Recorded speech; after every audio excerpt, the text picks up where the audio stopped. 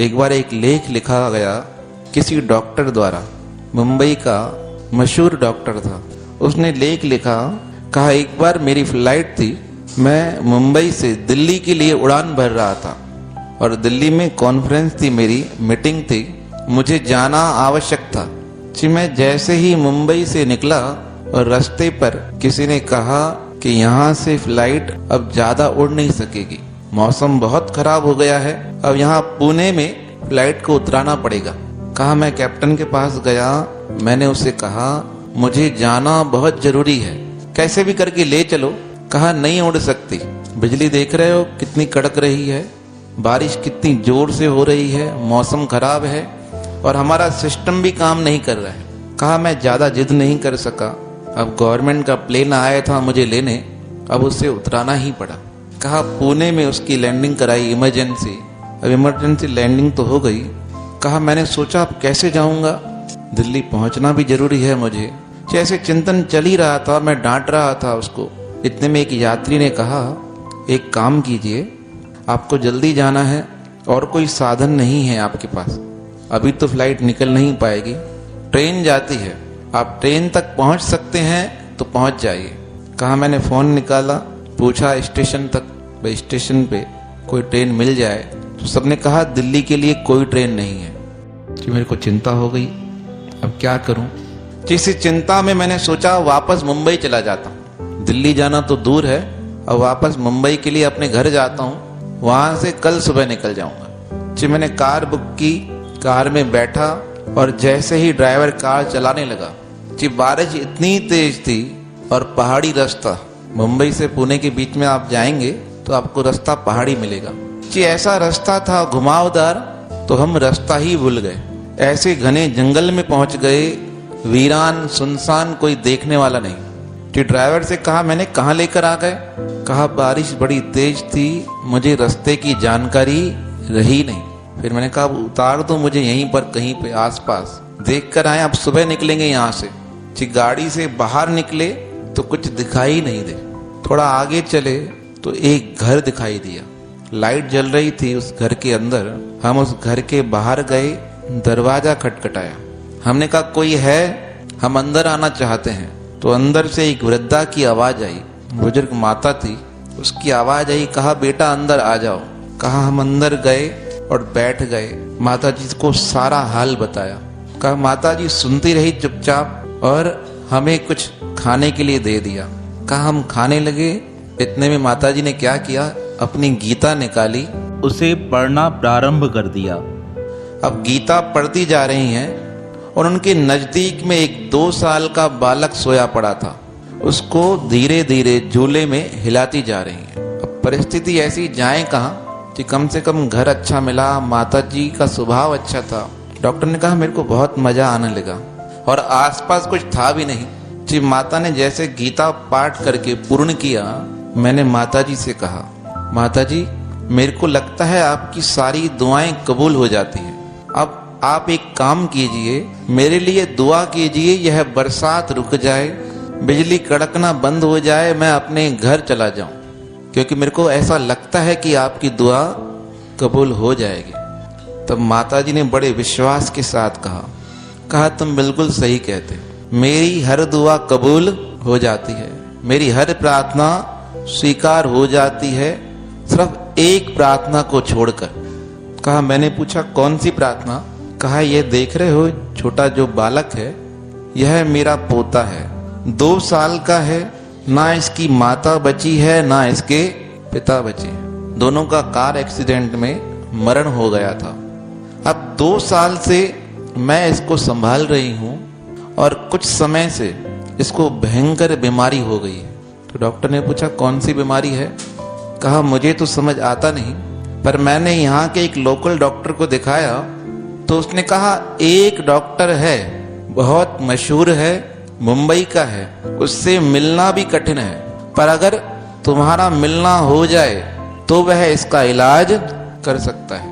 Doctor ने पूछा क्या इलाज है और कौन कर सकता है। कहा मुझे तो पता नहीं इलाज क्या है, पर भगवान से प्रार्थना करती हूँ वह डॉक्टर मुझे मिल जाए। अब वह पूछने लगा डॉक्टर माता जी उसका नाम क्या है। कहा मुंबई रहता है, पटनायक उसका नाम है। अगर वह इसको देख ले तो इसकी तबीयत में फायदा पड़ सकता है। वह डॉक्टर सोचने लगा कि पटनायक तो मेरा ही नाम है और मैं ही इस बीमारी का इलाज करता हूँ। जब डॉक्टर ने यह बात सुनी तो बड़ा हैरान हो गया। कहा माता जी फिर से बताओ उसका नाम क्या है? कहा मुंबई का मशहूर डॉक्टर है और पटनायक उसका नाम है। कहते हैं डॉक्टर ने लिखा, मेरे आंखों से पानी आने लगा। माता ने कहा बेटा क्या हुआ? कहा माता जी आज आपकी प्रार्थना कबूल हो गई। कहा कैसे? कहा मैंने सुना था कि भगवान अपने भक्तों की लाज रखते हैं, पर इस तरह से रखते हैं कि कहा मैं मुंबई से कहा जा रहा था, दिल्ली के लिए, और इस बच्चे की रक्षा के लिए तुम्हारी प्रार्थना स्वीकार करने के लिए भगवान ने कैसी लीला की। पहले मेरा जहाज मुंबई से नहीं उड़ाकर पुणे में अटका दिया। अब पुणे में आकर सोचा मैं वापस कहाँ जाता हूँ, मुंबई चला जाता हूँ। अब जैसे ही अपने घर जाने वाला था तो मेरे को क्या कर दिया, मार्ग ही भटका दिया और कहाँ पहुंचा दिया, सीधा आपके घर पे। कहा माता जी यह और किसी की शक्ति नहीं है, ये किसकी शक्ति है? उस परमात्मा की शक्ति है। जो आपका विश्वास था ना परमात्मा के ऊपर कि एक दिन परमात्मा मेरी पुकार अवश्य सुन लेगा। तो माता जी ने पूछा तुम ही पटनायक हो? तब मैंने कहा माता जी मैं ही पटनायक हूँ। कहा तुम बहुत मशहूर डॉक्टर हो? कहा माता जी मैं इतना मशहूर हूँ कि किसी को 5 मिनट से ज्यादा समय नहीं दे पाता हूँ। पर आज एक बात याद रखना, भगवान ने मुझे आपके पास भेजा है ना, मैं पक्के यकीन के साथ आपको वादा करता हूँ जब तक यह बालक ठीक नहीं हो जाएगा मैं इसको अपने हॉस्पिटल से वापस नहीं भेजूंगा। तो परमात्मा अपने भक्तों के लिए जहाज रोक सकते हैं, बरसात करा सकते हैं, बिजली कड़का सकते हैं, पर कब? जब भक्त का विश्वास सच्चा हो, दिल से पुकार हो, तो परमात्मा अपने भक्त तक स्वयं पहुंच जाते हैं। अगर स्वयं नहीं पहुंच पाए तो भक्त को जिस चीज की आवश्यकता है वह चीज उस तक पहुंचा देते हैं। अपने भक्त की जिम्मेदारी भगवान अपने कंधों पर लेते हैं। सब एक बार विश्वास पक्का हो, मन की लगन सच्ची हो, तो वह परमात्मा हमसे दूर नहीं है, वह हमारे पास है, वह हमारी सब पुकारें अवश्य सुन लेते हैं। ऐसे शरणागत वसल परमात्मा के श्री चरणों में हमारा बारंबार प्रणाम है, प्रणाम है, प्रणाम है। दूर करो महराज विपत मेरी, दूर करो महराज मेरी, दूर करो महराज विपत मेरी, दूर करो महराज, दूर करो महराज विपत मेरी, दूर करो महराज, दूर करो महराज विपत मेरी, दूर करो महराज, विपत मेरी दूर करो महराज, विपत मेरी दूर करो महराज, विपत मेरी दूर करो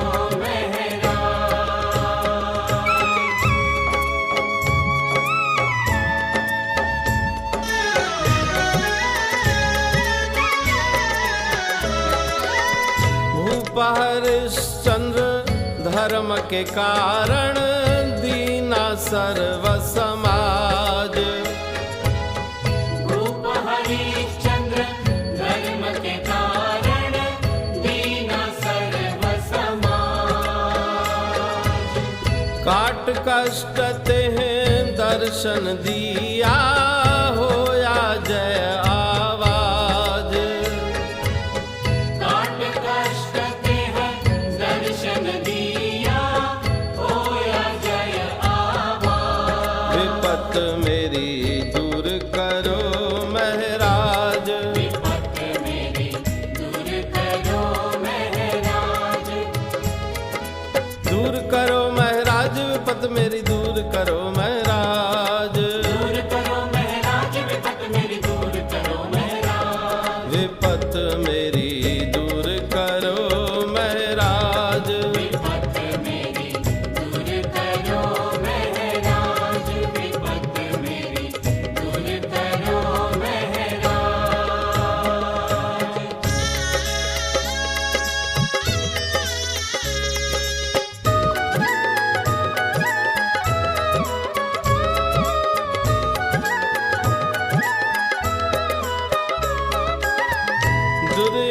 दुर्योधन जब द्रौपदा को करत नग्न मध्यराज। दुर्योधन जब द्रौपदा को करत नग्न मध्यराज। शस्त्र वस्त्र दे तब ताकी राखी सभा में लाज। शस्त्र वस्त्र दे तब ताकी राखी सभा में लाज। विपत मेरी दूर करो महराज। विपत मेरी दूर करो महराज। दूर करो महराज, विपत मेरी दूर करो महराज। दूर करो महराज, विपत मेरी दूर करो महराज। विपत